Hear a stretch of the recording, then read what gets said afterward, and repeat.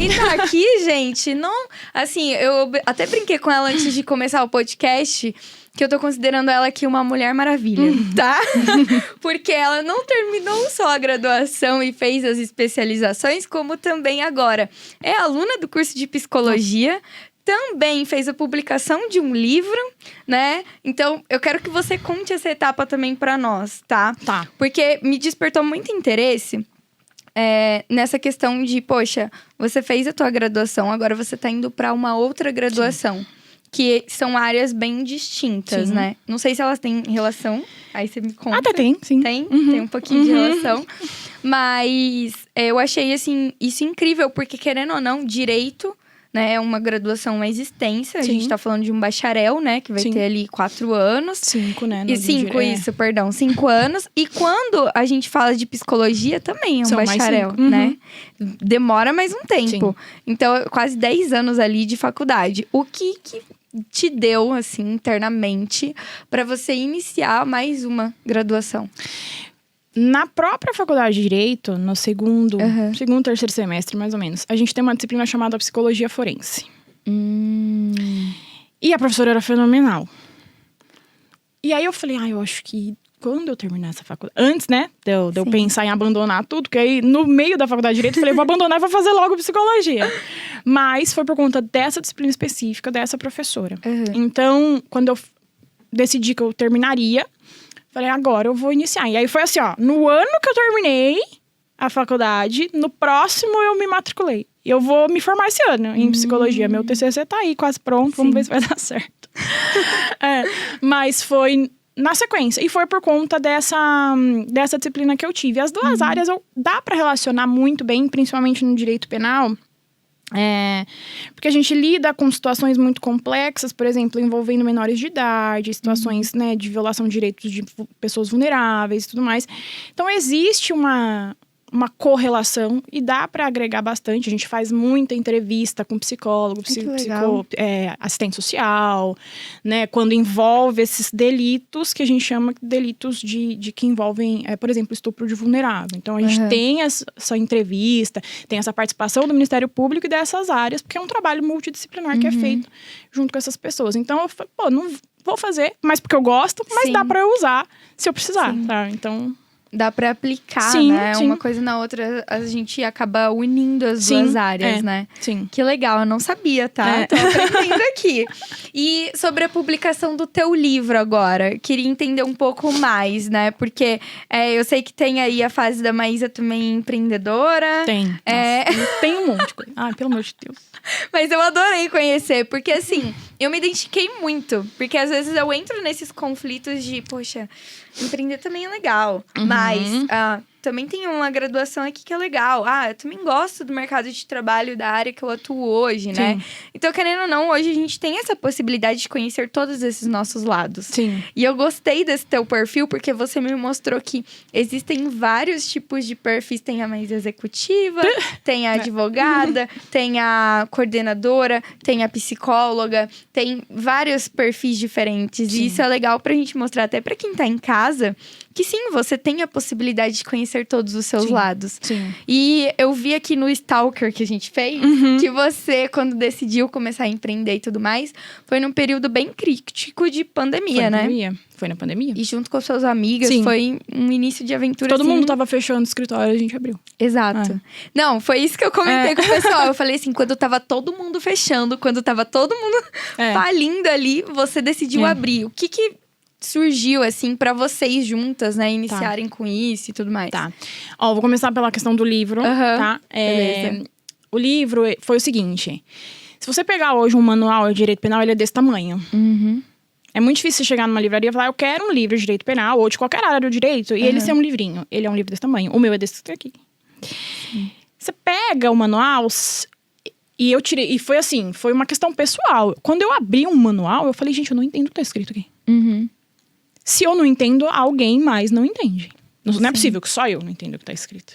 Várias pessoas. Então, quando eu fiz a especialização, eu falei, quer saber, eu acho que eu poderia escrever numa linguagem que as pessoas vão entender. Sim. vão entender o direito penal, na minha área, vão entender o direito penal. E isso poderia, fica a dica aí pra quem quiser, se estender marketing, faz teu nome. Pra outras áreas. Porque, gente, o estudante pensa, um estudante de primeiro semestre, ele não conhece um linguajar jurídico, ele não tem um vocabulário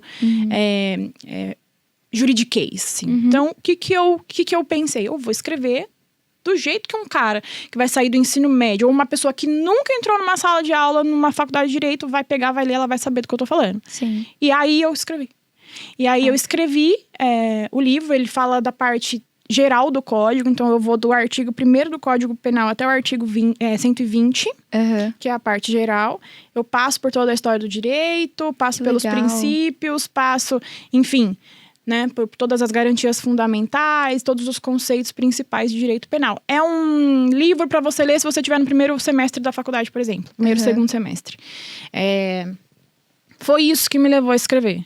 Aí, para publicar, foi com a ajuda do marido, foi com todo mundo, porque aí você tem que investir, né, gente? No que você... Então, vamos lá, pessoal. Então, foi nessa pegada. E o escritório, foi muito interessante a história também. Porque o escritório foi o seguinte... Veio a pandemia e um belíssimo dia no trabalho onde a gente está. Essas pessoas, uma dessas 2 pessoas que abriram o escritório comigo trabalhava comigo na mesma empresa na época. E a outra terceira pessoa era amiga dessa. Então eu não a conhecia. Ah, você não conhecia? Não. Até hoje a gente mantém uma relação, eu e essa terceira pessoa. Mas assim, enfim. E aí a gente... Veio a pandemia e tudo. Aí eu lembro que apareceu um caso suspeito de Covid, assim, na empresa que a gente tava. Vai precisar ir pra casa. Nós catamos todo o nosso computador na mesma hora. Bora.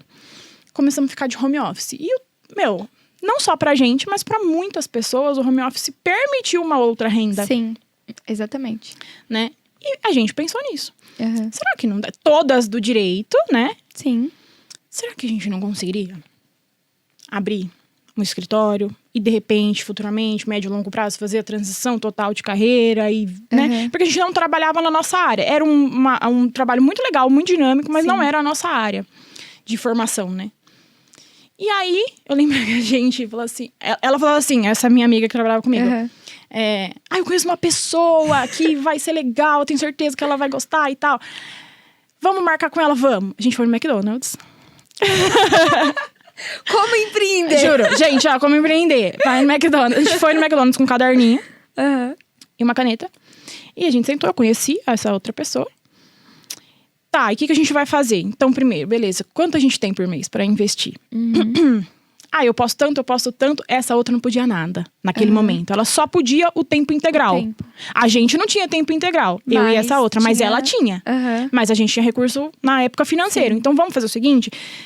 Por tanto período de tempo a gente vai investir e depois a gente redistribui isso e você fica tempo integral lá e a gente fica parcialmente. Perfeito. Vamos procurar uma sala? Aonde que vai ser essa sala? Vai ser perto do fórum? Vai ser perto da OAB? Vai ser o quê? Precisa ser num ponto legal. Então vamos procurar? Vamos visitar.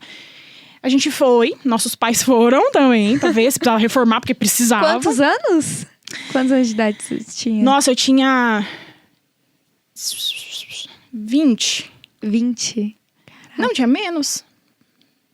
Menina, não sei. Não, devia ter uns 23, vai. E aí, nossos pais foram pra ver a sala pra gente. O corretor foi, um corretor meio estranho, assim. E aí, a gente entrou na sala. Cabe 3 meses aqui, dá pra pôr uma recepção aqui, dá pra fazer isso, dá pra fazer aquilo. Vamos fazer, vamos. Precisa de um fiador. A gente não sabia que precisava de fiador, gente. A gente fala assim, a gente paga um calção e tá certo. Não, o cara queria um fiador. Quem poderia ser nosso... Gente, quem ia confiar? 3 meninas. Era na pandemia, tentando abrir o escritório. Na pandemia. Aí, a minha mãe... Olha só, a minha mãe falou assim pro meu pai. Não, você tem aquele seu amigo que ele pode te ajudar. Você quer... Aí meu pai falou, mas a gente vai ter que ir lá conversar. Fui na casa do cara. Não conheci o cara. Fui lá. Falei, pedi. Por favor, amigo, você não quer... Se você precisar fazer um divórcio, de repente, alguma coisa, pode me chamar. Comigo. O cara foi. E beleza, não, vamos. Abrimos o escritório. No meio e a gente levava em paralelo. Então, a gente trabalhava das 8 às 6. No home office. Pra empresa que a gente trabalhava. Meu Deus. Aí, no contraturno, a gente ia ao escritório. À noite. No sábado. No domingo. No domingo. E isso foi, assim, uns 2, 3 anos. Sim. Todo o tempo, basicamente, de pandemia, a gente foi fazendo isso. Quando precisamos voltar para presencial, começamos a voltar, o escritório ficava fechadinho lá. Dava uma dó. Ele ficava fechado e a gente ia, depois no sábado a gente ia pra lá e fazia reunião, alinhamento, e meta, porque precisa, né, fazer o negócio girar. Enfim, passou. Chegou um momento, mais precisamente no final de 2022 para 2023, no começo de 2023, a coisa tava indo legal, tava indo bem, né? Eu falei, gente, eu vou sair da empresa e vou ficar só no escritório. Sim. As outras ainda, né, tinham outros compromissos. Eu falei, vou sair da empresa, vou ficar só no escritório. Isso foi combinado e eu saí. Saí de 2020, no comecinho de 2023, lá pra, acho que foi janeiro que eu saí da empresa e fiquei só com o escritório. Aí passou janeiro, fevereiro, março, as meninas, várias coisas aconteceram também na vida delas, assim. E aí elas falaram, olha, acho que eu não consigo mais e tudo, melhor a gente não seguir juntas. Beleza, a gente encerrou isso e eu toquei o barco. Fui embora, fui sozinha. Até hoje, né, são duas pessoas que eu tenho com uma consideração enorme, fantástica, porque foram as pessoas que me trouxeram aqui também, sabe? Então, assim, uma teve uma bebezinha, né? Eu não tive mais contato, mas teve uma bebezinha. E a outra seguiu também no direito, mas pelo que eu acompanho, também tá fazendo uma carreira autônoma. Aí hoje, eu tenho uma outra parceira, uma outra sócia. Sim. Recentemente também a gente formalizou isso. Mas eu fiquei esse período de 23 até agora, mais ou menos no comecinho de 24, meio que tocando o escritório por conta, assim. Sim. Fazia esse trabalho de parceria e aí agora decidi formalizar. E foi desse jeito. Meu, que trajetória linda! E foi incrível!